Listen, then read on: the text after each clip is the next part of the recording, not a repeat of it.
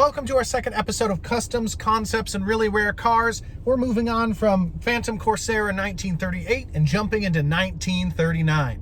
At this time, the land speed record for automobiles had jumped around between 3 or 4 British race car drivers. Malcolm Campbell and his Bluebird, George Easton and his Thunderbolt, and John Cobb and his Railton. And all of these land speed records were obtained at the Bonneville Salt Flats in Utah, located, of course, in the United States. But German manufacturers and German racers had their eye on taking that land speed record. And they were looking at a land speed record of 357.5 miles per hour. This is in 1939, guys. Enter legendary German race car driver Hans Stuck. Is that name German enough for you? Born on December 27th in 1900, Hans Stuck would serve for the German Army in World War I when he was 17 years old, and started car racing in 1922 in post-war Germany, but this racing was not competitive. He was making early morning runs from his farm to deliver milk. This talent would eventually turn to hill climbing, as one might guess, where he would compete and obtain his first win at Baden-Baden in 1923. Following that victory, Stuck would compete for Austro-Daimler in various hill climbing events, notably competing well. He had his first circuit race at the 1931 German Grand Prix for Austro-Daimler, but would actually race sports cars for Mercedes-Benz after Austro-Daimler left racing altogether. 1933, however, would lead to Stuck's claim to fame because of two men, Ferdinand Porsche, that Stuck had met due to his acquaintance with the other man, Adolf Hitler, a name that none of us like to hear. After randomly meeting Adolf Hitler on a hunting trip in 1925, Stuck had maintained sort of a casual relationship as Hitler had made his rise through German politics. All three men would have extreme respect for German automobile racing capabilities. Porsche from his perspective as an automotive designer, Stuck due to his perspective as a highly competitive automobile racer, and Hitler from purely propagandistic intentions.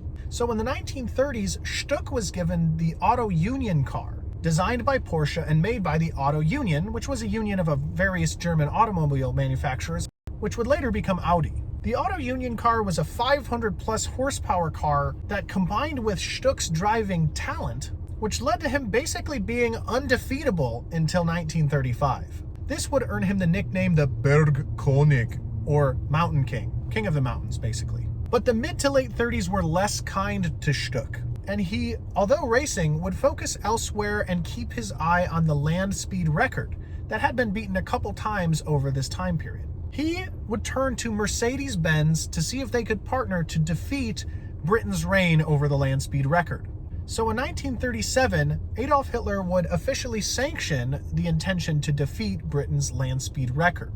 Of course, him looking for propaganda, and people like Porsche, Mercedes-Benz, and Stuck again, really doing it for the competitive spirit.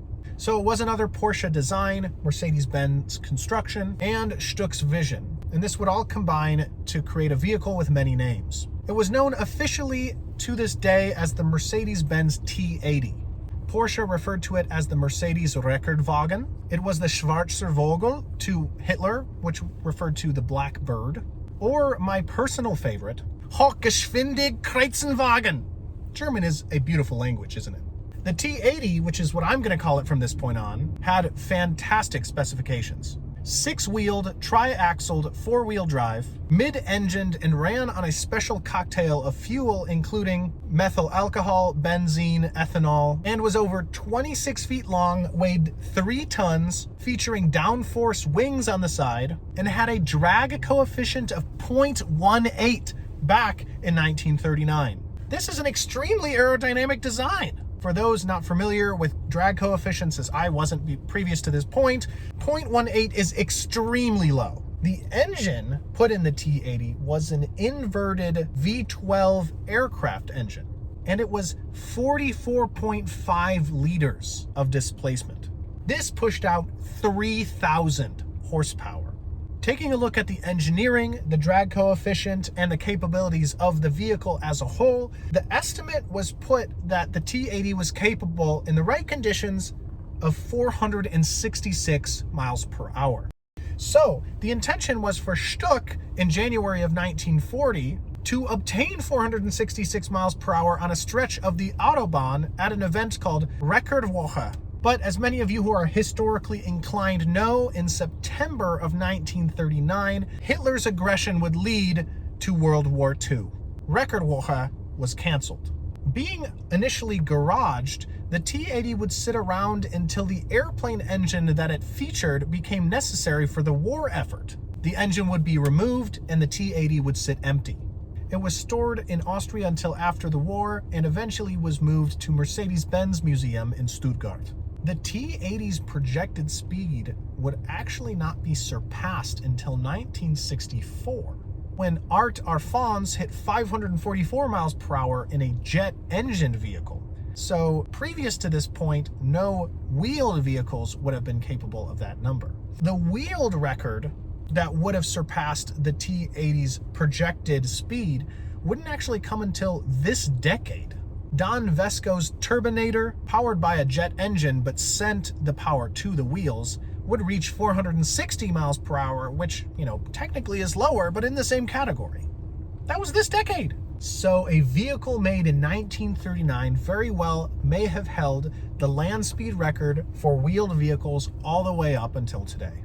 As a result, the T-80's fame never came, but its contributors did find its place in history. Stuck as one of the most successful hill climbers in German history and would spawn several generations of race car drivers. Porsche becoming a worldwide recognized luxury automobile brand. And Hitler being recognized as the worst man in history. I do find it a piece of poetic justice that the T-80 was not able to be used for Nazi propaganda. But furthermore, the capabilities of this vehicle are to be recognized, as in 1939, it had these immense specifications. So I want to thank you guys so much for watching the second episode of Customs, Concepts, and Very Rare Cars. My name is Mitchell. I'm sitting here at Fred Haas Toyota Country, and I will see you in the next video. Thanks a lot.